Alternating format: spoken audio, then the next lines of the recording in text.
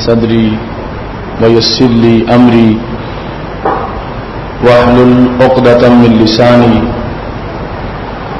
یفقہوا قولی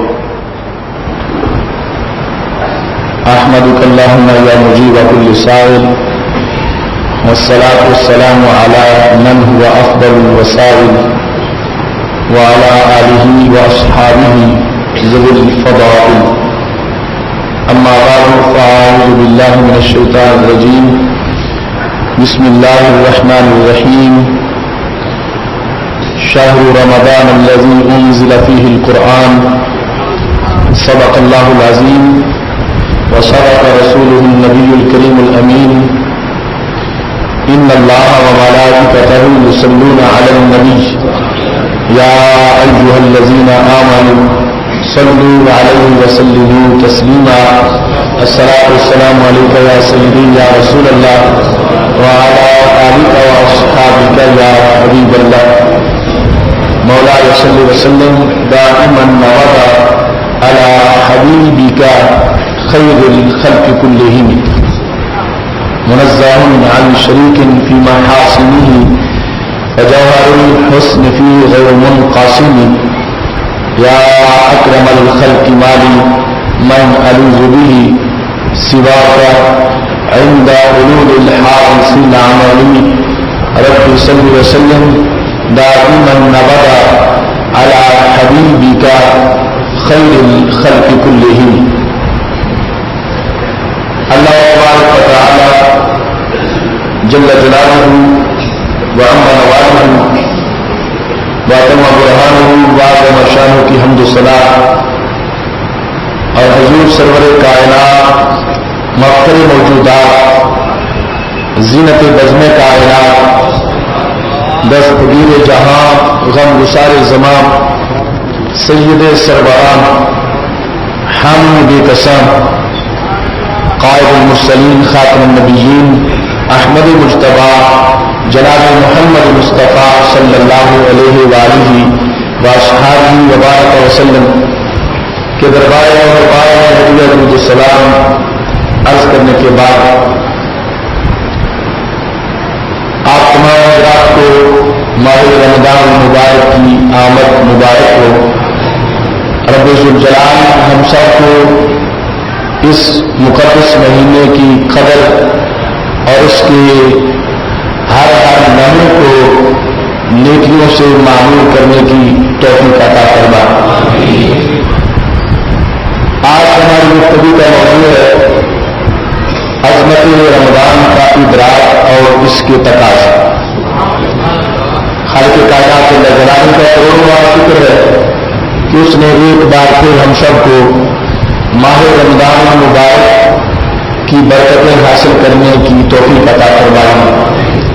خالق کائنات جل جلالہ کا کروڑوں بار شکر ہے کہ اس نے صحت و عافیت کے ساتھ ہمیں اس مقدس مہینے کے جو معمولات ہیں ان کی ادائیگی کی توفیق عطا فرمائی ہے.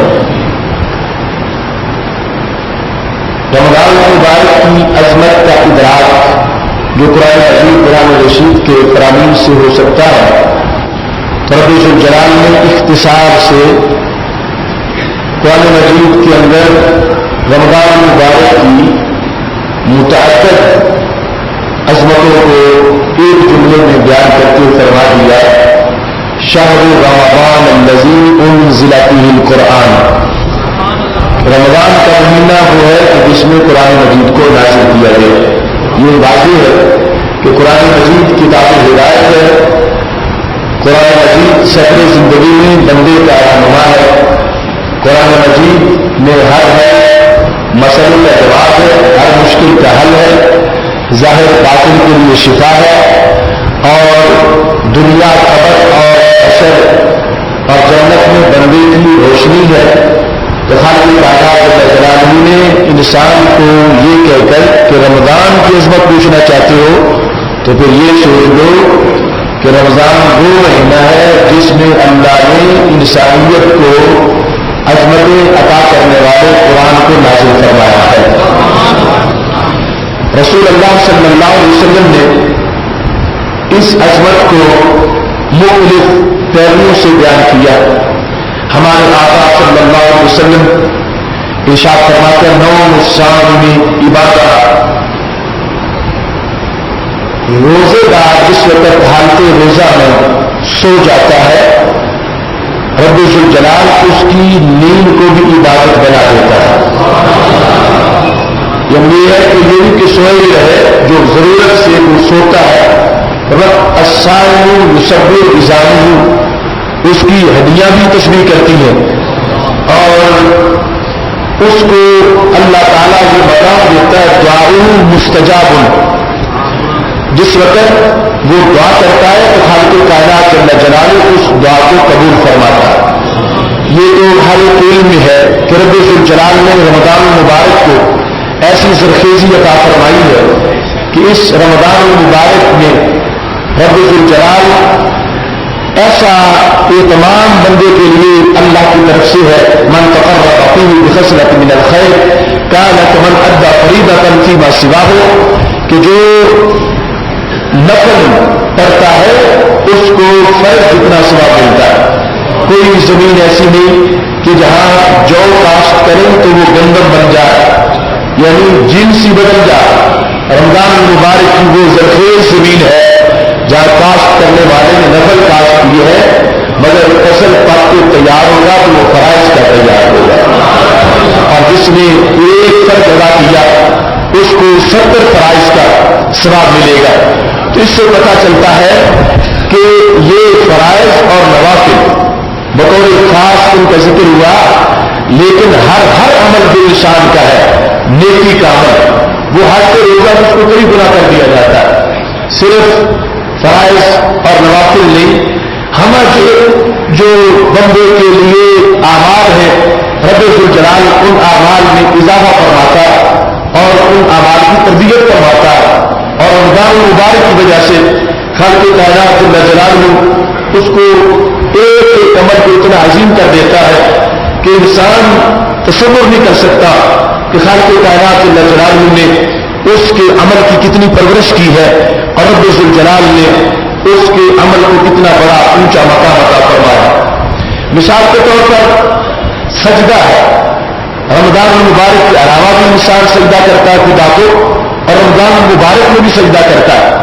تو دونوں میں فرق کیا ہے؟ رمضان کے سجدے کی حیثیت کیا ہے اور رمضان کے علاوہ سجدے کی حیثیت کیا ہے؟ جیسے یہ کہ کچھ مقامات میں فضیلت ہے یعنی یہاں سجدہ کیا تو اس کا ثواب اور ہے حرم میں جا کے سجدہ کیا تو اس کا ثواب اور ہے. ایسے ہی زمان کے لحاظ سے رب ذوالجلال نے نہیں کر سکتا خالق کائنات جل جلالہ نے اس کو یہاں ہی ایسا مرتبہ عطا فرمایا ہے کہ جس کی وجہ سے وہ اتنے مشقت کے بغیر گھر بیٹھے ہوئے مسجد میں اپنے ماحول میں اپنے محلے میں جس وقت وہ رب ذوالجلال کے دربار میں رمضان المبارک کے اندر سجدہ کرتا ہے تو خالق کائنات جل جلالہ اس کو ایک سجدے پر اجر عظیم عطا فرماتا ہے. یہاں تک کہ رسول اللہ صلی اللہ علیہ وسلم کا یہ فرمان ہے لیس من عبد مؤمن یصلی فی لیلۃ منہا. رمضان المبارک کا کوئی خاص دن نہیں کوئی خاص رات نہیں یعنی خاص راتوں کے تو اپنے درجات ہے اور خاص دنوں کے تو اپنے درجات ہے. عظمت پورے رمضان کی اتنی ہے کہ رمضان المبارک کی کسی رات کے اندر کوئی بندہ اللہ کو ایک سجدہ کرتا ہے الا كتب الله له الفا تو رب ذوالجلال 1000 سجدہ لکھتا ہے. کرنے والے نے ایک سجدہ کیا مگر اللہ کے ہاں وہ ایک نہیں لکھا گیا. رب ذوالجلال نے اس ایک کی جگہ 1000 لکھا کہ اس بندے نے مجھے 1000 سجدہ کیا ہے. اور جس وقت ایک انسان رب ذوالجلال کے دربار میں ایک سجدہ کرتا ہے تو رب ذوالجلال 1000 لکھ کر 1000 میں سے ہر سجدے پر 700 نیکیاں عطا فرماتا ہے. ہر سجدے کے اوپر 700 نیکی اور ایک سجدے کو 1000 سجدہ. یہ ہے کہ رمضان المبارک میں اضافہ کئی وجوہ سے ہے. ایک تو جو عبادت کی ہے اس عبادت کے اندر اضافہ ہے کہ سجدہ ایک سجدہ نہیں رہا سجدہ کیا ایک ہے شمار 1000 ہوگا. اور دوسرا کہ عام سجدہ کرے تو بطور مثال ایک سجدے پر ایک نیکی 10 नेकियां मिलती हैं। रमजान मुबारक में सजदे का रेट इतना बढ़ गया है कि रब्बे जुल जलाल के महबूब हजरत मोहम्मद मुस्तफ़ा सल्लल्लाहु अलैहि वसल्लम इसका ऐलान फरमा रहे हैं कि जिसने रमजान मुबारक में सजदा किया 1000 बन जाएगा वह हर सजदे पर खाके कायनात जल्ल जलालहू उसको 700 नेकियां अता फरमाएगा।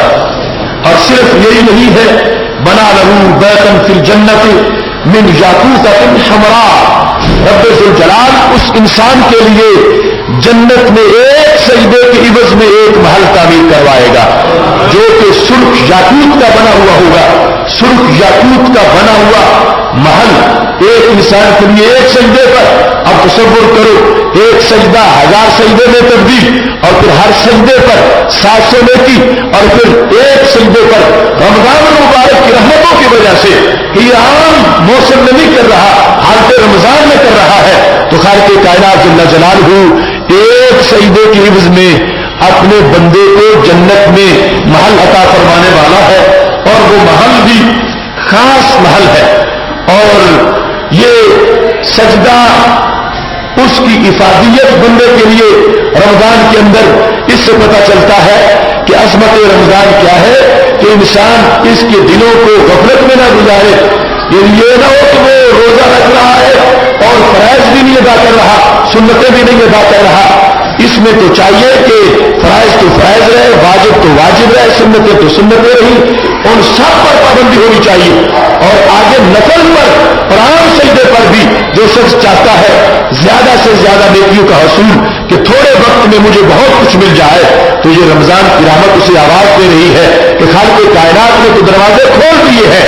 जिस वक्त एक बंदा थोड़ी सी भी कोशिश करने वाला है, रब्बे जुल जलाल उसको बहुत ज्यादा नवाजने वाला है। इसी बात को पेश नजर रखते हुए जो रमजान के बजाय में से खास वजीफा है सजदों के लिहाज से, वो नमाज तरावी, क्योंकि बाकी नमाजें पर जगाना तो रमजान के अलावा भी लाजिम है। ये तरावी है कि जो कि बतौर खास रमजान का तोहफा है और रमजान में उसको अदा किया जाता है।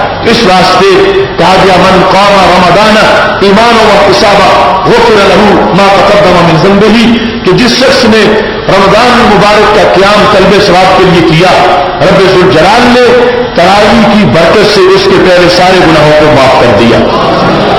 तो अब ये तरावी सजदे की अजमत रमजान में और इसका इदराक, इससे अब शौक पैदा होगा कि एक है अपनी तरफ से कोई शेड्यूल बना ले कि रमजान में इतने नफल रात को पढ़ूंगा, इतने दिन को पढ़ूंगा, और एक वो शेड्यूल है जो शरीयत ने दिया है, उस शेड्यूल को पूरा करेंगे तो वारे न्यारे हो जाएंगे।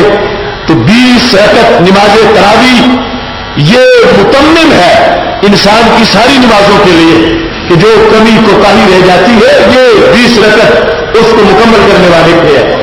और फिर इसमें जिस वक्त रमजान का एक खास तोहफा है, तो अब इसका तकाजा ये बना अगर इदराक का कि अजमत का पता चल गया सजदे में अजमत कितनी है, और फिर वो सजदा जो नबी अलैहिस्सलाम ने मुअय्यन कर दिया कि इस वक्त करना है, इशा की नमाज फर्ज के बाद वितर से पहले इसकी ये तादाद है।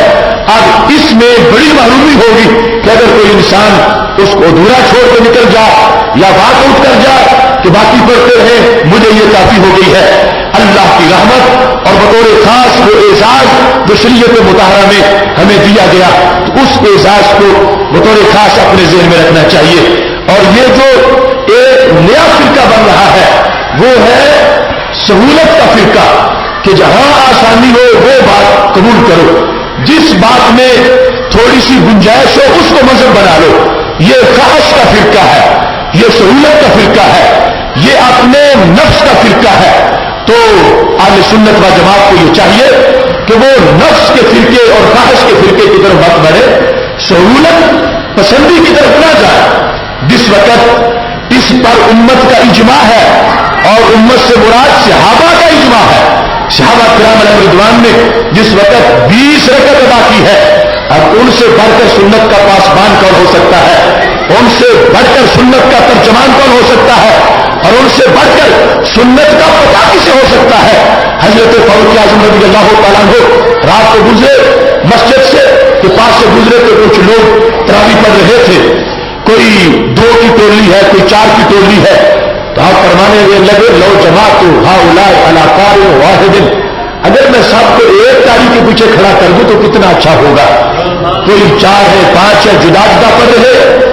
تو اس کے بعد آیت جاری کر دیا کہ آج کے بعد اکٹھی تراویح پڑھی جائے گی اور ایک قاری صاحب جو ہے وہ تراویح پڑھائیں گے. تو مسجد بھر گئی.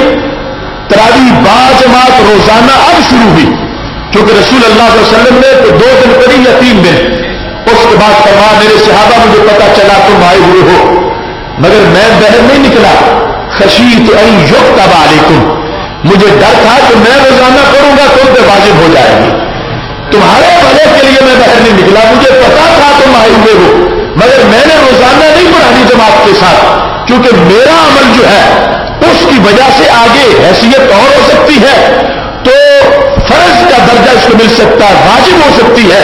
اور واجب اور فرض کی جو پابندی ہوتی ہے بہت طرح کی ہوتی ہے. اس واسطے فرمایا میں نہیں آیا، لیکن جو پڑھے گا اس کے سارے گناہوں کو بخش دیا جائے گا. اب جب جماعت شروع ہوئی، جماعت مسجد نبوی شریف میں تراویح کی شروع ہوئی تو عہد حضرت عمر رضی اللہ تعالیٰ عنہ میں شروع. اور یہ اجماع ہے صحابہ کا. جس وقت آپ نے ان کو بتایا کہ تراویح پڑھنی ہے تو کس طرح 20 رکعت تراویح ادا کرنی ہے. 3 وطر بعد میں پڑھنے ہیں، وطر کی 1 نہیں، وطر 3 پڑھنے ہیں اور رکعتیں 20 پڑھنی ہے. یہ حضرت عمر رضی اللہ تعالیٰ عنہ نے جب کہا تھا تو انہوں نے تو اجازت دے رکھی تھی، مرد تو مرد رہے، عورتیں بھی ٹوکنے کا حق رکھتی تھی. جب وہ مسئلہ پیش کیا تھا مہر والا کہ مہر کی میں ایک مقدار معین کرتا ہوں، تو ایک عورت نے اٹھ کے روک لیا، امیر المومنین تم مقدار کہاں سے لے آئے ہو جب اللہ نے کوئی مقدار معین نہیں کی، تم کیسے کہتے ہو؟ تو حضرت عمر رضی اللہ تعالیٰ نے کہا کہاں رب نے مقدار معین نہیں کی؟ تو اس خاتون نے کہا آتیتم احداہن قنطارا، کہ اللہ فرماتا ہے کہ تم نے جس کو ڈھیروں مال دیا تھا اس کو چھوڑنا ہے تو کچھ سوچ کے چھوڑو. طلاق بات بات پر نہ دو. تو وہ ڈھیروں مال، قنطار کا ترجمہ ہے ڈھیر، اور یہ ذکر ہے حق مار کا. تو وہ خاتون کہنے لگی اللہ جس کو ڈھیر کہے تم اس کو سینکڑوں میں کیسے تبدیل کر سکتے ہو؟ تو حضرت عمر رضی اللہ تعالیٰ ممبر سے نیچے اتر چکے تھے مگر پھر ممبر پہ بیٹھ گئے. مجمع عام نے اعلان کیا بڑا لوگوں سن لو، میں نے مسئلہ غلط بتایا تھا، عورت نے مسئلہ صحیح بتایا ہے. یہ حق پرستی تھی، اتنی اجازت دے رکھی تھی.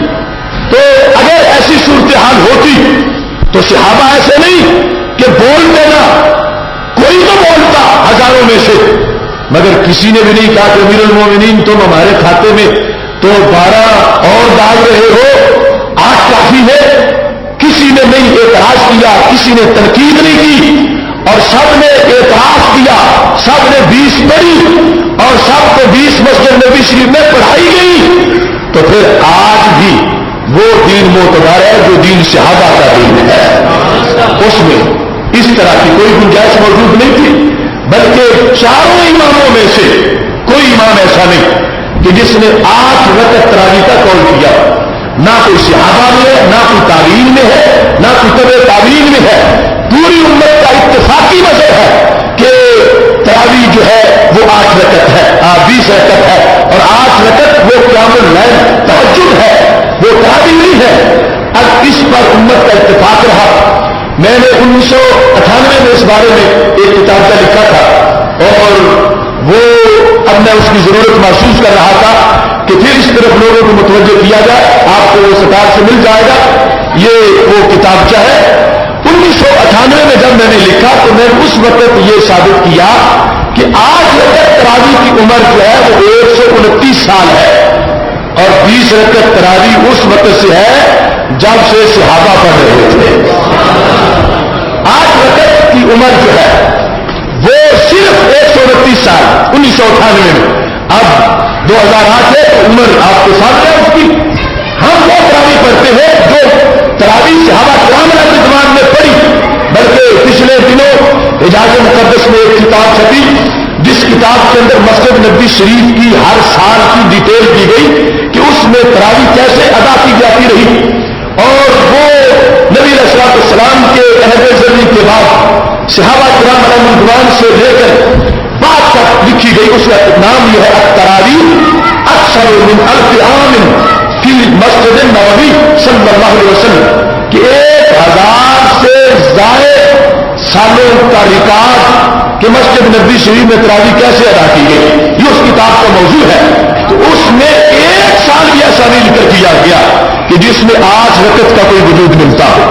کسی زمانے کے اندر وہ 1000 سال کی جو تاریخ، جو پہلا 1000 سال امت کا وہ تاریخ جب رقم کی گئی تو ہر سال جو تراویح ادا کی گئی ہے وہی ہے جو ہم ادا کرنے والے ہیں، 20 رکعت نماز تراویح۔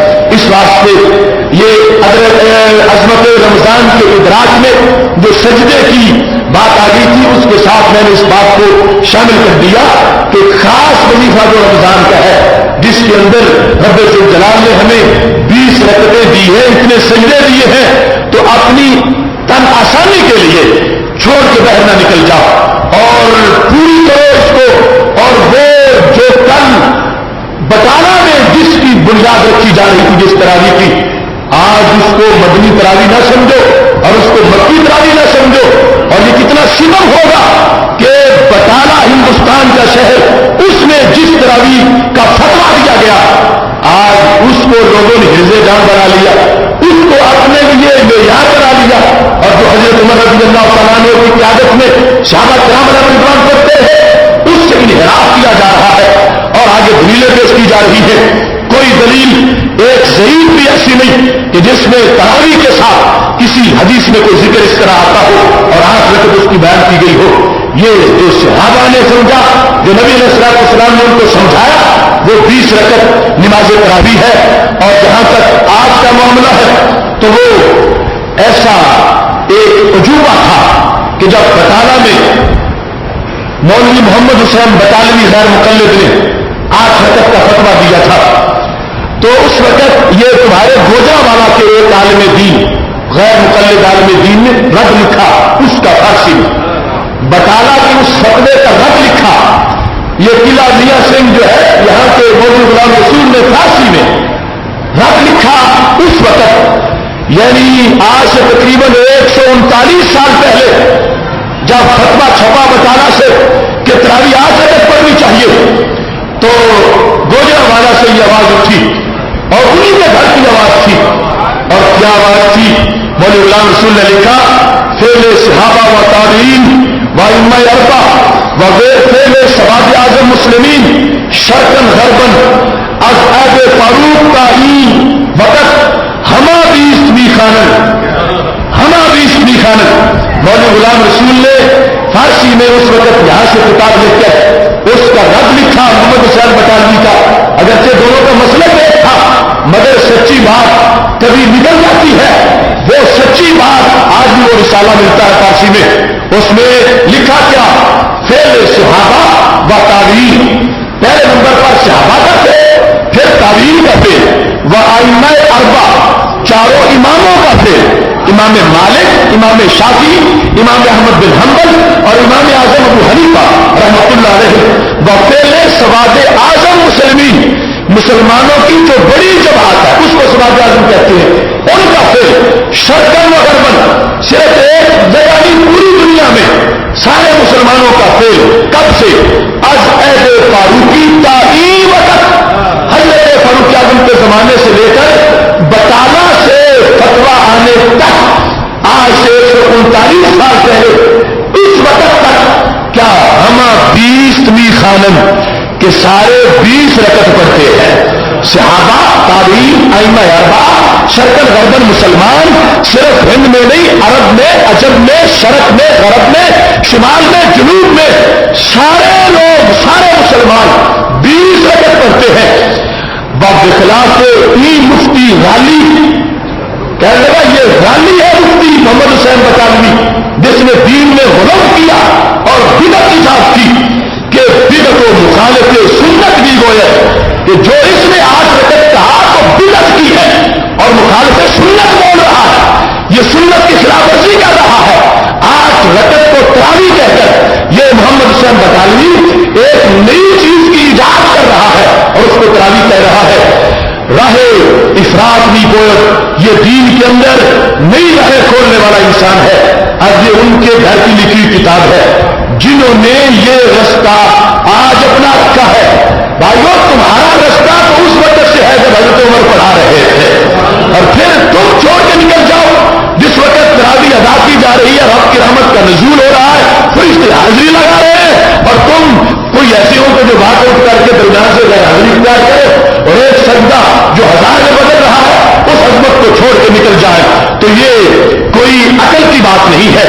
اس واسطے کہ اس چیز کا کہ 8 رکعت کی کوئی دلیل ہو سوائے سال پسندی کے کوئی دلیل نہیں ہے، سوائے نفس کی خواہش کے کوئی دلیل نہیں ہے.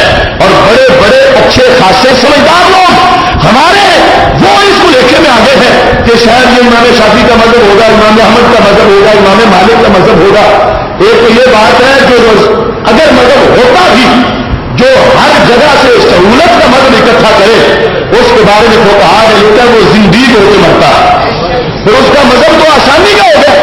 اور اس مسئلے میں تو ہے ہی نہیں کہیں کی کون، نہ امام مالک کا ہے، نہ امام شافعی کا ہے، نہ امام احمد کا ہے، کسی امام کا اس بارے میں 8 وقت تراویح ہونے کا قول ہی نہیں ہے. ساری امت اتفاق کر رہی ہے.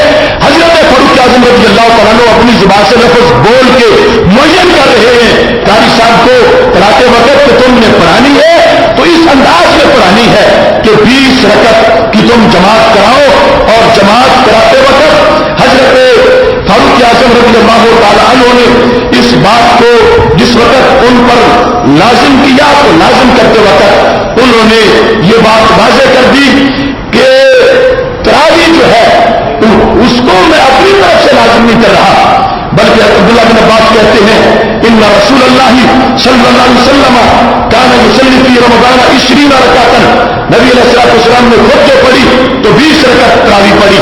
اور مصنف ابن ابی شیبہ میں وہ بات تفصیل سے موجود ہے. حضرت فاروق اعظم نے 20 کا نام بول کر ذکر میں پڑھاتا ہوں اے قاری صاحب تم نے 20 رکعت پڑھانی ہے.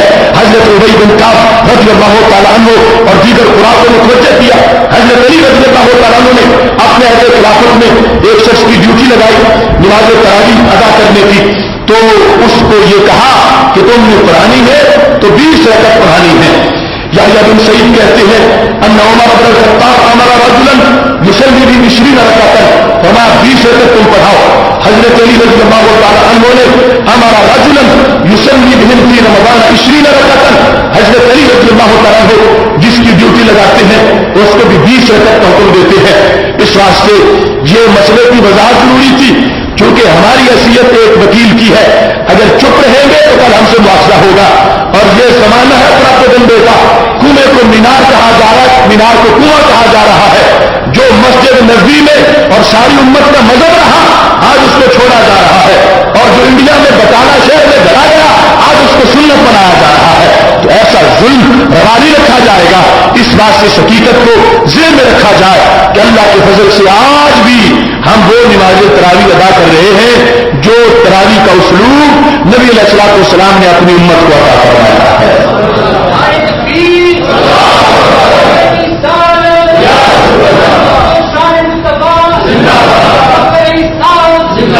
تو یہ ضروری ہے علیکم بسنتی وسنت الخلفاء الراشدین المہدیین. نبی علیہ السلام نے فرمایا تو اوپر میری سنت بھی لازم ہے، میرے خلفاء کی سنت بھی لازم. تو یہ تو ڈبل سنت ہے. نبی علیہ السلام 20 رکعت ڈبل سنت ہے. اور دوسری طرف محمد حسین بطالوی کا طریقہ ہے. ایک طرف نبی علیہ السلام کی سنت ہے اور نبی علیہ السلام کے صحابہ کی سنت ہے اور تابعین کی سنت ہے، ائمہ مجتہدین کا طریقہ ہے اور ساری امت کا طریقہ ہے. اس واسطے یہ ذہن میں رکھا جائے. اور ایک حدیث سے جو لوگ غلط فہمی پیدا کرنا چاہتے ہیں اس کو بھی میں بیان کر دیتا ہوں. ما کان رسول اللہ صلی اللہ علیہ وسلم یزید فی رمضان ولا فی غیرہ علی 11 رکعۃ. یہ 11 رکعت والی حدیث بیان کر کے لوگ کہتے ہیں کہ 3 وتر ہو گئے 8 تراویح ہو گئی 11 رکعت. مگر اس کے لفظوں میں غور نہیں کرتے کہ نبی علیہ السلام نے کے بارے میں کیا فرمایا جا رہا. حضرت عائشہ صدیقہ رضی اللہ تعالی عنہا کہتی ہے ما کان رسول اللہ صلی اللہ علیہ وسلم یزید فی رمضان ولا فی غیرہ ہی، کہ نبی علیہ السلام رمضان اور غیر رمضان میں 11 سے زیادہ نہیں پڑھتے تھے، رمضان اور غیر رمضان میں. تو مطلب کیا بنا کہ رمضان میں بھی تہجد 8 پڑھتے تھے، پھر 3 وتر پڑھ لیتے تھے، اور غیر رمضان میں بھی تہجد 8 پڑھتے تھے، پھر 3 وتر پڑھ لیتے تھے. اس میں غیر کا لفظ جو بولا گیا تو اس نے اس دلیل کی حیثیت کو واضح کر دیا کہ یہ تراویح کی بات نہیں ہو رہی، یہ تو تہجد کی بات ہو رہی ہے، کیونکہ غیر رمضان میں تراویح نہیں پڑھی جاتی، غیر رمضان اور رمضان میں تہجد پڑھی جاتی ہے. تو اس واسطے وہ جو 11 والی حدیث شریف ہے، کیونکہ رسول اللہ صلی اللہ علیہ وسلم کا یہ معمول تھا کہ تہجد کے بعد وتر پڑھ لیتے تھے، تو اس معمول کی یہ یہاں وضاحت ہو رہی ہے کہ نبی علیہ الصلوۃ والسلام رمضان اور غیر رمضان میں سرکار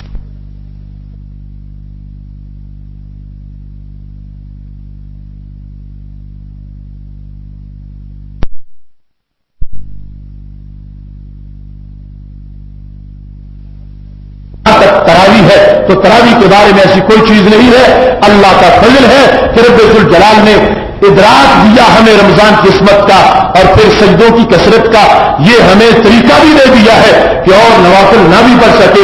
یہ جو ایک مسلسل روٹین سے عمل جاری ہوتا ہے، یقیناً روزانہ جو شخص 20 رکعت ادا کر رہا ہے، اللہ کی طرف سے اس کے لیے رحمتوں کے خزانے کھولے جا رہے ہیں. محترم سامعین حضرات، رمضان المبارک میں صرف سجدے کی عظمت ہی نہیں، سجدے کے سوا باقی بہت سی نعمتیں ہیں جن کو رب ذوالجلال نے رمضان المبارک میں بندے کے لیے عام فرما دیا ہے. اور اتنا خصوصی کرم کیا ایک انسان پر، جب محبوب علیہ الصلوۃ والسلام ذکر کر رہے تھے 3 طرح کے لوگوں کا، رحمہ عنہ رجلا، اس بندے کا کچھ نہ رہے، اس بندے کا کچھ نہ رہے. کون؟ ذکرت عنہ فلم یصلی علیہ، میرا نام لیا گیا تو اس نے مجھ پہ درود نہیں پڑھا صلی اللہ علیہ وسلم. ذکرت عنہ فلم یصلی علیہ، میرا ذکر ہوا، اس نے صلی اللہ علیہ وسلم نے کوئی درود شریف نہیں پڑھا، وہ بندہ ہلاک ہو جائے. اب یہاں سے یہ مطلب بھی ثابت ہو رہا ہے کہ یہ جو لوگوں نے قانون بنا رکھا ہے کہ 11 بجے درود پڑھنے کی دلیل کیا ہے، 12 بجے درود پڑھنے کی دلیل کیا ہے، زور سے پہلے پڑھنے کی دلیل کیا ہے، جمعے کے بعد پڑھنے کی دلیل کیا ہے، سرکار تو ان ساری چیزوں کو مسترد کر رہے ہیں کہ درود ہے ہی ایسا کہ جب بھی میری یاد آ جائے پڑھنا لازم ہو جاتا ہے.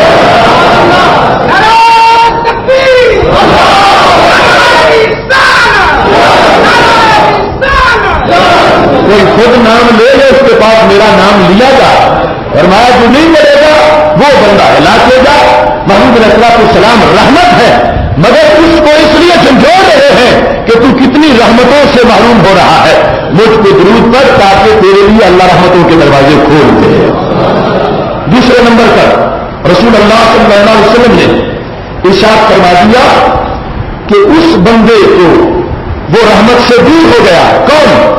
دفع رمضان، کہ اس کے ہوتے ہوئے رمضان آیا، صحیح سلامت تھا، رمضان آ گیا، ثم منسلخ تھا، اور پھر رمضان گزر گیا. رمضان آیا بھی ہے، رمضان گزرا بھی ہے. قبل ان یغفر لہ، مگر ابھی تک اس بندے کو بخشا ہی نہیں گیا. رمضان پائے اور بخشش نہ کروا سکے، فرمایا وہ بندہ راندا ہوا ہے، وہ رحمت سے دور ہٹا دیا گیا ہے. تو یہ احساس دلایا میرے محبوب علیہ الصلوۃ والسلام نے کہ اگر زندگی میں رمضان مل جائے تو اس رمضان کی قدر کرو. قدر کیا ہے؟ قدر یہ ہے کہ عید آنے سے پہلے پہلے بندے کے سارے گناہ بخشے جا چکے ہوں. چاند جو شوال کا ہے اس کے طلوع ہونے سے پہلے پہلے اگر سارے گناہ انسان کو بخشے گئے ہیں تو پھر اس نے تقاضے پورے کر لیے، پھر اس نے رمضان کی قدر کی ہے. اور اگر نہیں کہ سرکار فرما تو یہ تو محروم انسان ہے کہ جس کو یہ مقام ملا تھا کہ تھی رمضان کے دن تھے، بہت عبادات تھی، ہمہ جہت عبادات تھی، کچھ بھی کرتا بہت کچھ اس کو مل جاتا، اس کے گناہ جھڑ جاتے. اشرا رحمت میں مالا مال نہ ہوا تھا، اشرا مقصد میں مالا مال ہو جاتا، اگر وہاں بھی نہیں ہو سکا تو پھر 10 دن جہنم سے آزادی کے بھی رکھے ہوئے ہیں، ان میں بھی جہنم سے آزاد ہو جاتا۔ تو فرمایا جو اس طرح نہیں کر رہا اس کو خود اس نے اپنے آپ کو رحمت سے دور کر لیا ہے۔ تو خلاصہ یہ تھا کہ میری امت رمضان کی قدر کرے اور رمضان کے اندر وہ کام کرے جو بندے کو جنت میں لے جانے کا سبب بن جائے۔ تیسرے نمبر پر فرمایا وہ بندہ بھی رحمت سے دور ہو گیا کون سا؟ ادرک ابواہ عندہ، جس نے اپنے والدین کو پایا عند الکبر، بڑھاپے میں فلم یدخلہ الجنہ، اور اس کے والدین نے اس کو جنت میں داخل نہیں کیا، نسبت والدین کی طرف کی، فلم یدخلہ الجنہ، کہ جس نے والدین کو بڑھاپے میں پا لیا مگر اس کے والدین نے اس کو جنت میں داخل نہیں کیا، تباہ وہ ہو جائے جو داخل نہیں ہوا۔ تو مطلب کیا بنا کہ بڑی سہانی گھڑی تھی، بڑا اچھا موسم تھا، والدین زندہ تھے، بوڑھے تھے، تو ان کو غنیمت جانتا، ابر کرم سمجھتا، ان کو رحمت کی نشانی سمجھتا، ان کو گھر میں رحمت کا حوالہ سمجھتا اور ان کی خدمت کرتا تو جنت میں داخل ہو جاتا۔ نبی علیہ الصلوۃ والسلام کے الفاظ بڑے عجیب ہیں، اس کی طرف نسبت نہیں کی کہ یہ جنت میں داخل ہو جاتا، ورنہ اس کے والدین اسے جنت میں داخل کر دیتے، ان کی شان یہ کر دی کہ وہ ہے سبب بن جائیں گے تجھے جنت میں لے جانے کا، جب بوڑھے ہو چکے ہیں اور تم ان کی خدمت کرو گے تو وہ تمہیں جنت میں لے جائیں گے۔ اور اتنا بڑا ذریعہ تھا، دونوں مل گئے بڑھاتے ہیں، اب اس نے خدمت نہیں کی اور جنتی نہیں بن سکا۔ تو نبی علیہ الصلوۃ والسلام فرمانے میں اس بندے کا بھی بڑا افسوس ہے کہ اس نے قیمتی وقت پایا تھا مگر اس نے وہ قیمتی وقت ضائع کر دیا اور اس کا صحیح فائدہ اس انسان کو میسر نہیں آ سکا۔ سید عالم نور مجسم شفیع معظم صلی اللہ علیہ وسلم نے رمضان المبارک کی جن عظمتوں کا اظہار کیا اور جن کے تقاضے عظمت کو سمجھنے سے ذہن میں روشن ہوتے ہیں، وہ میرے محبوب علیہ السلام کا وہ فرمان ہے جس کو ابن ابی دنیا نے اپنی کتاب میں روایت کیا ہے کہ رسول اللہ صلی اللہ علیہ وسلم فرما رہے تھے لو یعلم العباد، اگر بندوں کو پتہ چل جائے، اگر بندوں کو پتہ چل جائے ما فی رمضان، کہ رمضان میں ہے کیا، رمضان میں کیا ملتا ہے، رمضان بندے کو کیا دیتا ہے، اگر دنیا والوں کو یہ پتہ چلتا ہے تو پھر فَتَمَنَّتْ أُمَّتِي أَن يَكُونَ رَمَضَانَ السَّنَةَ كُلَّهَا، پھر میری امت دعائیں مانگتی ہے اللہ ایک مہینہ نہیں سارے سال کو رمضان بنا دے، سارا سال رمضان ہو۔ اگر پتہ چل جائے کہ رمضان میں ملتا کیا ہے، یعنی انکشاف ہو جائے، انسان آنکھوں سے ملتا دیکھ لے جو یقیناً ملتا ہے، ایمان بالغیب ہے ہمارا، لیکن اگر پتہ چل جائے کہ دن کو کیا ملتا ہے، رات کو کیا ملتا ہے، سحری کو جب کھاتا ہے تو فرشتے سر پہ کھڑے ہو کے دعائیں مانگتے ہیں اور بندے کے لیے برکت چاہتے ہیں، پھر روزہ شروع ہو جاتا ہے، نماز پڑھ لیتا ہے فجر کی اور کام کاج میں لگ جاتا ہے، مصروفیت ہوتی ہے، وہ موبائل نیکی ہے، سانس بھی نیکی ہے، سانس کو تسبیح بنا دیا گیا، ہڈیاں تسبیح کر رہی ہے، تھک کے سو گیا نماز کے ٹائم کو بچا کر تو پھر بھی نیکی مل رہی ہے۔ اگر مل پتہ چلے کہ جب دن روزے میں گزار کے شام کے وقت افطاری کرتے وقت جب افطاری کو پہنچتا ہے تو اسے کیا ملتا ہے، اور اگر اس کو یہ پتہ چل جائے رات کو تراویح میں کیا ملتا ہے تو پھر فرمایا میری امت یہ تمنا شروع کر دیتی کہ اے اللہ رمضان صرف مہینہ نہیں ہونا چاہیے، ہمارا پورا سال ہی رمضان بنا دے۔ محترم سامعین حضرات، سید عالم نور مجسم شفیع معظم صلی اللہ علیہ وسلم نے یہ انداز دیا، صحابہ کے اندر شوق پیدا کیا، بلکہ باقاعدہ بشارت کے الفاظ ہے کہ نبی علیہ الصلوۃ والسلام رمضان کی بشارت دیتے تھے صحابہ کو، صحابہ خوشخبری ہو رمضان آ گیا ہے، اور بشارت دیتے تھے اور اتنا شوق پیدا کرتے تھے۔ محبوب علیہ الصلوۃ والسلام فرماتے تھے اطاکم رمضان سید الشہور، صحابہ تمہارے پاس رمضان آیا ہے، مہینوں کا سردار آ گیا ہے، سید الشہور فمرحبا بہ واہلا، خوش آمدید رمضان، مرحبا تجھے، اہلا و سہلا، یہ الفاظ بول رہے ہیں نبی اکرم نور مجسم صلی اللہ علیہ وسلم رمضان کے استقبال میں، مرحبا بہ واہلا، تو اجنبیوں کے پاس نہیں آیا، رمضان تو اپنوں کے پاس آیا ہے، اپنوں کے پاس آیا ہے، تیری قدر ہوگی، تیری قدر پہچانی جائے گی، تیرا حکم مانا جائے گا۔ تو یہ رسول اللہ صلی اللہ علیہ وسلم کا انداز ہے۔ آپ نے اتنا شوق پیدا کر دیا امت کے اندر کہ اگر پتا چل جائے تو اب اگر بندہ یقیناً سرکار کے جملوں پہ یقین رکھنے والا ہے، سرکار کو تو پتا ہے نا کہ وہ کیا چیز ہے کہ جس کا بندے کو پتا چل جائے تو تمنا کرے کہ سارا سال رمضان بن جائے۔ تو جب نبی علیہ السلام کو پتا ہے اور وہ جو پتا ہے اس کا تقاضا یہ بنتا ہے کہ امت تمنا کرے کہ سارا سال رمضان بن جائے، تو پھر اس سے یہ ثابت ہوتا ہے کہ نبی علیہ السلام ہر مہینے میں یہ شوق پیدا کرنا چاہتے ہیں کہ جب چاند طلوع ہو، چاند دیکھ کے بندہ تصور کرے کہ کب رمضان کا چاند طلوع ہونے والا ہے۔ اس واسطے سید عالم نور مجسم شفیع مرسل صلی اللہ علیہ وسلم کے بارے میں یہ لکھا ہے، کان یدعو ببلوغ رمضان، نبی علیہ السلام بلوغ رمضان کی دعائیں مانگتے تھے۔ فکان اذا دخل رجب، جب رجب کا مہینہ آتا تھا، رجب ابھی دور ہے، رمضان اس کے بعد ہے، رجب جب آیا ہے تو اس وقت رمضان کی دعائیں مانگی جا رہی، بلکہ ایک قول میں 6 مہینے رمضان کی آمد کی دعائیں مانگی جاتی تھی، اور 6 مہینے یعنی ایک کے ساتھ سمیت پھر جو آیا ہے اس کی قبولیت کی دعائیں مانگی جاتی تھی۔ آ کے چلا گیا تو پھر 5 مہینے قبولیت کی دعائیں ہیں، اور پھر آگے 6 مہینے آمد کی دعائیں ہیں کہ کب آئے گا کب آئے گا۔ رسول اللہ صلی اللہ علیہ وسلم یہ کہا کرتے تھے جب رجب کا مہینہ آ جاتا تھا، اللہم بارک لنا فی رجب و شعبان وبلغنا رمضان، اے اللہ رجب میں بھی برکتیں دے اور شعبان میں بھی برکتیں دے اور رمضان تک ہمیں پہنچا دے۔ رمضان کے بارے میں بلوغ کا لفظ بول لیتے کہ ہمیں رمضان دے اور نہ رمضان میں پہنچا دے۔ رمضان کے لیے امت تڑپ گئی ہے، رمضان کا شوق پیدا کرنے کے لیے یہ عظمت ظاہر کی۔ نبی علیہ الصلوۃ والسلام نے دعاؤں میں یہ دعا رکھی کہ رجب کو برکت دے دے، شعبان آگے ہے اس کو بھی برکت دے دے، اے اللہ یہ دونوں سلامتی سے گزرے اور پھر ہمیں سلامتی سے رمضان عطا فرما دے۔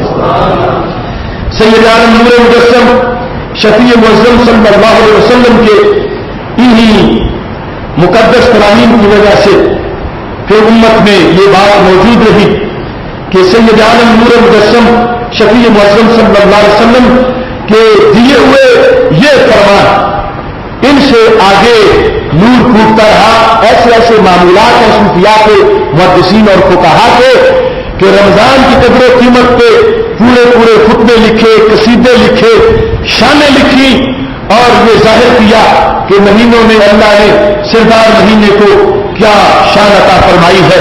ایک بہت بڑے عارف کا یہ کلام ہے، کہنے لگے عطا رمضان مزرعۃ العباد، عطا رمضان مزرعۃ العباد لتطہیر القلوب من الفساد، کہتے ہیں رمضان آ گیا یہ لوگوں کی کھیتی ہے، مزرعہ ہے، لتطہیر القلوب من الفساد، فساد جو سال میں دل میں پیدا ہو گیا تھا اس فساد سے دلوں کو ستھرا کرنے کا رب نے سیزن عطا فرمایا ہے۔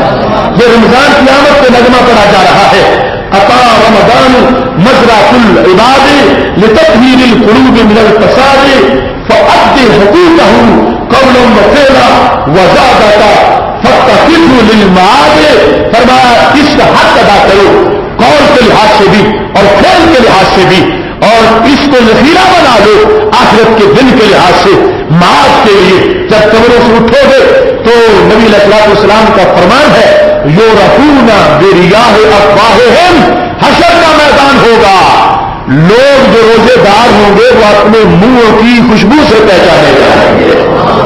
ادھر روزے دار ادھر شہید کا تازہ خون بہ رہا ہوگا، لونہ لون الدم وریحہ ریح المسک، رنگ خون والا ہوگا اور خوشبو کستوری والی ہوگی، اور روزے دار جدھر سے گزرے گا فرمایا اطیب من الریح المسک، کستوری سے کہیں زیادہ عمدہ خوشبو عطا کر دی جائے گی۔ یہ شوق دلایا گیا رمضان کا، فمن ترى الحبوب وما سقاها ناظمن یوم الحساب، بڑی عبرت کے اشعار ہیں، کہتے ہیں کہ جس بندے نے کیا کیا زارع الحبوبہ، بیج کاشت کو کیا، بیج کاشت کیا، لیکن وما سقاہا، پھر پانی نہیں دیا.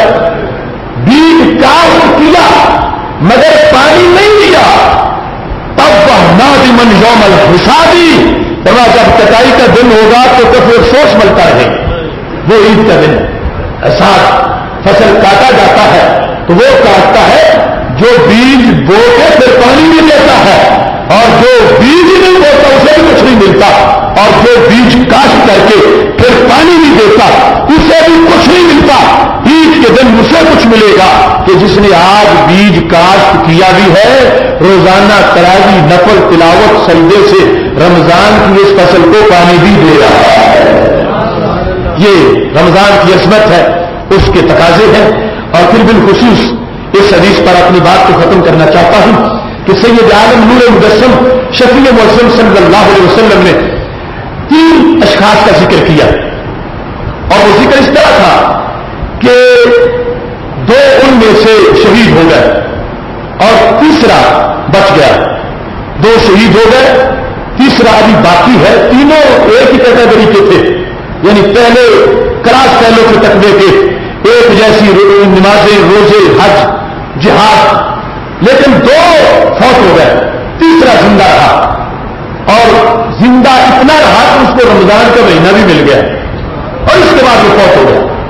اب اس وقت تیسرا فوت ہوا تو رسول اللہ صلی اللہ علیہ وسلم کے سامنے تینوں کا ذکر کیا گیا. ایک حدیث ایک جمعہ میں نے بیان کی تھی 2 کے لحاظ. ایک شخص فوت ہوا، کس طرح شہید ہوا، اور دوسرا ایک جمعہ بعد، ہفتہ بعد ایک جمعہ بعد، یعنی 7 دن بعد، کیونکہ حدیث شریف میں 7 دنوں کا نام جمعہ ہے، ہفتہ نہیں ہے. ایک شہید ہو گیا اور دوسرا ایک جمعہ بعد چارپائی میں فوت ہو گیا. تو صحابہ نے اس کے لیے دعا مانگی ہے، اللہ اس کو اپنے بھائی کے مقام پہ پہنچا جو ایک جمعہ پہلے شہید ہو گیا. نبی علیہ السلام نے فرمایا دعا تم نے صحیح نہیں مانگی، تم اس کو اس کے ساتھ ملانے کی دعا کر رہے ہو، اور اس نے جو بعد میں نمازیں پڑھی ہیں ان کا تمہیں پتہ نہیں. اس میں اور اس میں اتنا فرق ہے جتنا زمین و آسمان میں فرق ہے. حالانکہ وہ پہلے شہید ہوا، اس سے پتا چلتا ہے نا بندے کی زندگی قیمتی کتنی ہے. صرف ایک جمعہ 7 دن پہلے سے زائد ملے ہیں. تو نبی علیہ السلام نے بولا تم اچھی دعا مانگ رہے ہو کہ جو پہلے ہی اونچا ہے تم کہتے ہیں اللہ اس کو دوسرے کے ساتھ ملا دے جو نیچے ہے. جو شہید ہوا تھا اس کو وہ درجہ نہیں ملا جو رب الجلال نے اس کو 7 دنوں کی نمازوں میں درجہ عطا کروایا.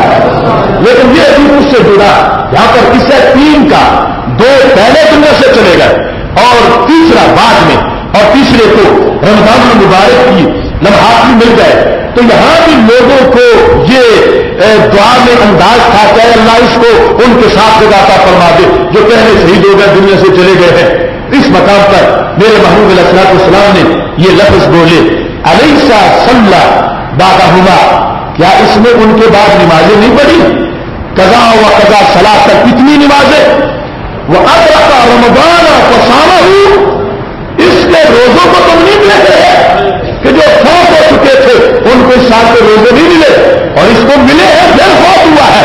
فرمایا ان کو ایک کیٹیگری میں شمار نہ کرو. رمضان کا مل جانا زندگی میں ایک زائد رمضان کا کہ وہ 2 تو چلے گئے ان کو رمضان نہیں ملا، اس کو ایک زائد ان کے مقابلے میں ایک اور رمضان مل گیا ہے. اس کی وجہ سے کیا نتیجہ کیا ہے؟ یہ منصب ہے میرے محبوب علیہ السلام کا کہ سب کے درجات سرکار کی نگاہ کے نیچے ہے. جنت اونچی بڑی ہے اور ہر درجہ 500 سال کا ہے، اور جتنی قرآن کی آیتیں ہیں اتنے جنت کے درجے ہیں، اور وہ آسمانوں کے پار ہے، 7 آسمانوں کے پار. اور پھر وہ اونچی کتنی ہے، لیکن جتنی بھی اونچی ہے میرے محبوب کی نگاہ کے نیچے واقع ہے. یہ منصب ہے سرکار کا. اب پورا خلاصہ نکال کے دینا چاہتے ہیں کہ جو 2 پہلے تھے وہ کہاں گئے، جو رمضان کے روزے رکھ کے فوت ہوا یہ کہاں گیا. حضرت نے کہا تھا نا اتنا عجب بلندی جنت پہ کس لیے؟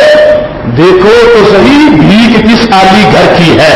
लोग बड़े हैरान है कि जन्नत ऊंची बड़ी है, ताज्जुब की कोई जरूरत नहीं, जितना बड़ा घर होता है उतनी बड़ी खैरात होती है। तो नबी अलैहिस्सलाम के घर की कुर्सी भी तो देखो कि सरकार का घर जितना ऊंचा है ऐसे ही उसकी खैरात जन्नत है। अल्लाह ने उस जन्नत को भी बुलंदी अता फरमा दी है। अब मेरे महबूब अलैहिस्सलाम बोलते हैं तो क्या इरशाद फरमाते हैं, वल्लज़ी नफ्सी बियदिही, मुझे उस रब की कसम है जिसके कब्जे में मेरी जान है। सुन लो मेरे सहाबा, इन्न बैनहुमा लअबअदा मिम्मा बैन अस्समाइ वल अर्द, वो जो दो पहले फौत हो गए और ये जो रमजान के रोजे रख के फौत हुआ, पहलों को रमजान नहीं मिला अगरचे उनको शहादत मिल गई है, और ये जो रमजान के बाद फौत हो रहा है, फरमाया इनके दर्जे में इतना फर्क है जितना जमीन और आसमान के दरमियान है। जमीन और आसमान का फर्क बहुत बड़ा फर्क है। तो ये रसूलुल्लाह सल्लल्लाहु अलैहि वसल्लम की ऑब्जर्वेशन है, फौरन देख के सहाबा को बता दिया कोई कहां पहुंचा है, कोई कहां पहुंचा है, किसी की नमाज को क्या वैल्यू मिली है, रोजे का कितना सवाब मिला है। तो ये और रमजान की अजमत का एहसास है और इदराक है कि इसे मामूली ना जानो, गनीमत जानो, क्या पता है कि अगला मिलेगा या नहीं। तो ये मिला है तो इसकी कदर होनी चाहिए। एक रमजान कितना कीमती है, एक रमजान जिसकी वजह से नबी अलैहिस्सलाम ने इतना फर्क है जो जमीन और आसमान से ज्यादा है। जमीन और आसमान जितना नहीं कहा, जमीन और आसमान से ज्यादा कहा। जो रमजान से पहले फौत हो गया और दूसरा रमजान की कदर क्या फौत हुआ, फरमाया जो पहले था उसको जमीन समझो और जो बाद में हुआ है ये आसमानों से भी ज्यादा ऊंचा हो गया है।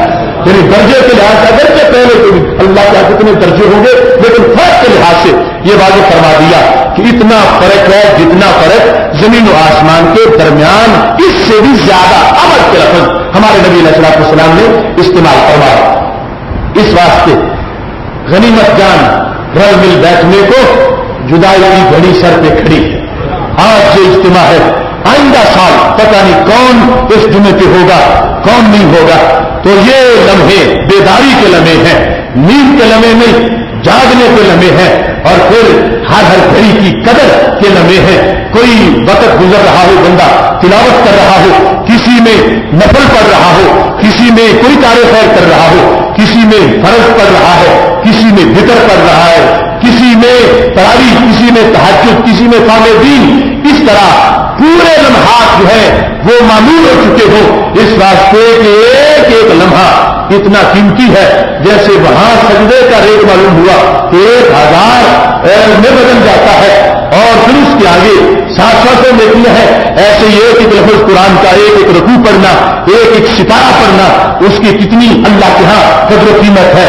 इस हर चीज को ज़हन में रख के रमजान का वक्त कोई ज़ाया नहीं होने देना चाहिए।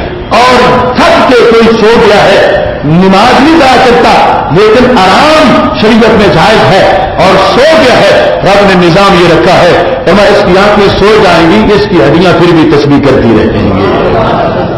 बहुत शमशानी हज़रात, इस कदर के लिहाज से एक बड़ी बात अहम वो है रमजान मुबारक में टाइम की पहचान। सबसे बड़ा अमल तो रमजान का रोजा है ना। अगर उसमें वो रोजा ज़ाया हो गया तो फिर बाकी की कदर क्या करेगा।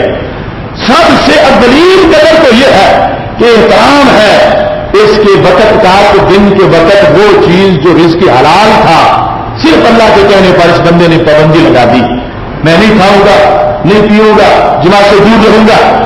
अब इसका आगाज अगर सही ना हुआ तो फिर भी रोजा गया, और अगर इख्तिताम सही ना हुआ तो फिर भी रोजा गया। इस इतने पूरे दिन की कोशिश का मदार इन दो टाइमों पर है, और लोग इसमें गफलत करते हैं। सारा दिन जिस काम में गुजारना है उसका आगाज तो यकीनी मालूम कर लो कि आगाज कब हो रहा और इख्तिताम कब हो रहा। इदारा सिरात मुस्तकीम की तरफ से भी कैलेंडर इस टाइम के छापे गए जो सही टाइम है एहतियात के साथ, और इसके अलावा भी है बिलखुसूस अलहाज अबू सादिक साहब ने कैलेंडर मुशाह किया है। तो एहतियात हर काम में यह होती है कि बिल्कुल आखिरी हद तक ना पहुंचा जाए, थोड़ा सा पहले रखा जाए ताकि यकीनन हिफाजत हो जाए। तो एक वक़्त है गुजरा वाला में रोजे के खत्म हो जाने का, یعنی صحیح کے ختم ہو جانے کا وقت کہ روزہ بند کر دیا جائے. احتیاط یہ ہوگی کہ اس سے 2 منٹ پہلے بند کر دیا جائے.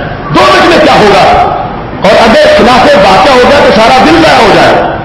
اگر صبح صادق طلوع ہو چکی ہے اور کوئی بندہ کھا پی رہا ہے تو اس کا روزہ نہیں ہوگا. کھا 1 منٹ اس نے ایسا کام کیا.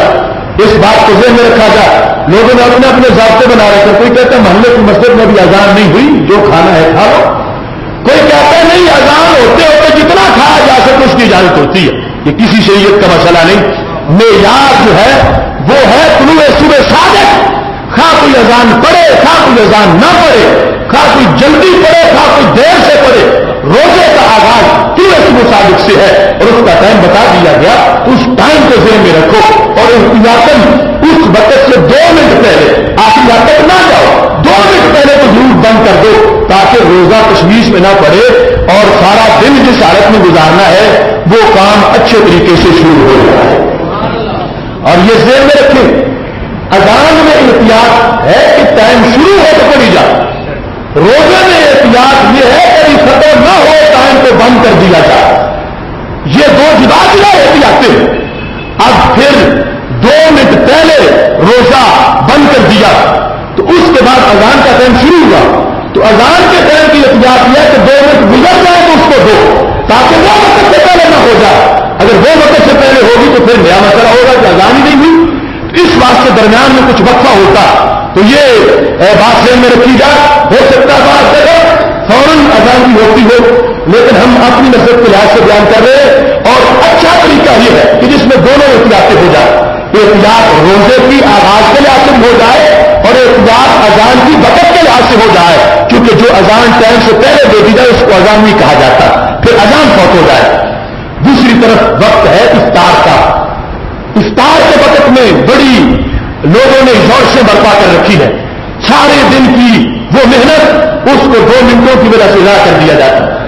افطار میں احتیاط کیا ہے کہ جو ٹائم ہے گجرانوالہ کا روزے کے افطار کا لاہور کے 2 منٹ بعد اس ٹائم کے ہو جانے پر پھر بھی 2 منٹ صبر کیا جائے. احتیاط یہ ہے کہ کہیں ایسا نہ ہو کہ تھوڑا آگے پیچھے معاملہ ہو تو 2 منٹ مزید رک جاتا ہوں, اس کے بعد وہ افطار کروں گا. اب محتاط طریقے سے اور یقینی افطار کے وقت وہ روزہ افطار کر رہا ہے. اس واسطے احتیاط یہ ہے کہ لاہور کے ٹائم کے 4 منٹ بعد 1-2 منٹ کا ویسے مطلب کا فرق ہے گجرانوالہ کا, اور پھر 2 منٹ صرف احتیاط. اور احتیاط اگر اس سے کچھ زیادہ بھی کرے گا تو اس میں حرج نہیں ہے, کیونکہ زیادہ سے مراد یہ نہیں کہ وہ اندھیرا کھا جائے اور روزہ افطار نہ کرے. وہ مکروہ وقت ہے اور جس مکروہ کا جھانسا دے کر لوگ سورج کے غروب ہونے سے پہلے روزہ کھلواتے ہیں وہ مکروہ یہ نہیں ہے. حقیقی وقت کو پہچاننا, یقینی وقت کو پہچاننا تو فرض ہے. احتیاط کی کہ مشکور وقت میں نہیں کھولوں گا, یقینی وقت ہو جائے تو کھولوں گا, تو یہ جو تاخیر ہے یہ مکروہ نہیں ہے.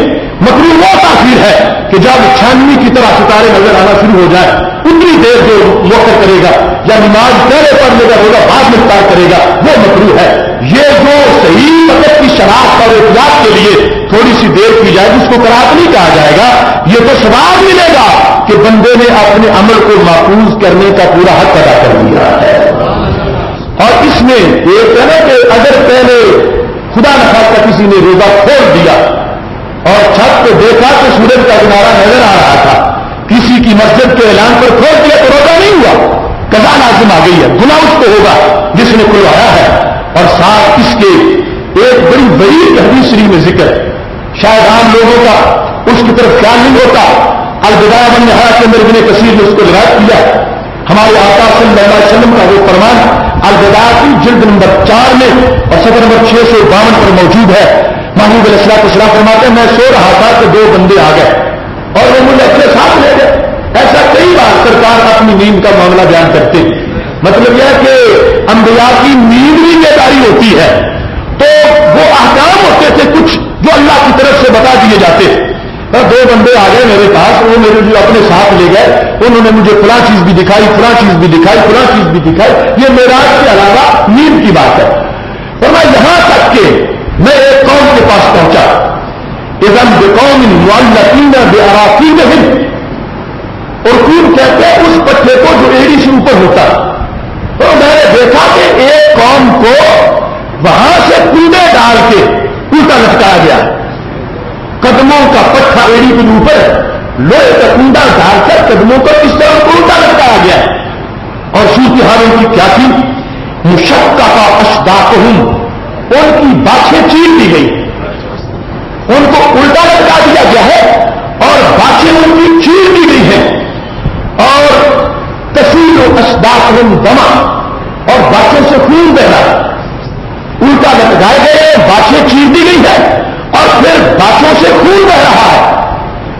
فقلت ما ہؤلاء، میں نے خواب میں پوچھا یہ کیا ہے، یہ کیا معاملہ ہے، یہ کون لوگ ہیں؟ اب اللہ تعالیٰ کی طرف سے وہ مناظر دکھانے تھے تاکہ امت کو بتایا جائے کہ ایسے ایسے کام نہ کریں. جواب کیا ملا؟ ہؤلاء الذین یفطرون قبل تحلۃ صومہم، یہ وہ لوگ ہیں ابھی وقت نہیں ہوتا تھا افطار کا، یہ پہلے افطار کر دیتے تھے. یہ وہ لوگ ہیں جنہوں نے دن پورا روزہ رکھا مگر آخری لمحے بے صبر ہو گئے اور آخری لمحات میں اپنا روزہ تباہ کر دیا. ایک تو وہ نقصان ہو گیا کہ روزہ نہیں ہے، دوسرا رمضان کی بے حرمتی کا یہ عذاب ان کو ہو رہا ہے کہ الٹا لٹکا دیا گیا ہے، باتیں چیر دی گئی ہیں اور باتوں سے خون بہ رہا ہے. اور کسی عام کتاب کی بات نہیں کر رہا. البدایہ والنہایہ ابن کثیر کی وہ کتاب ہے جو مستند کتابوں میں شمار ہوتی ہے اور اس حدیث کی سند بالکل صحیح سند ہے جس میں اس بات کو بیان کیا جا رہا ہے.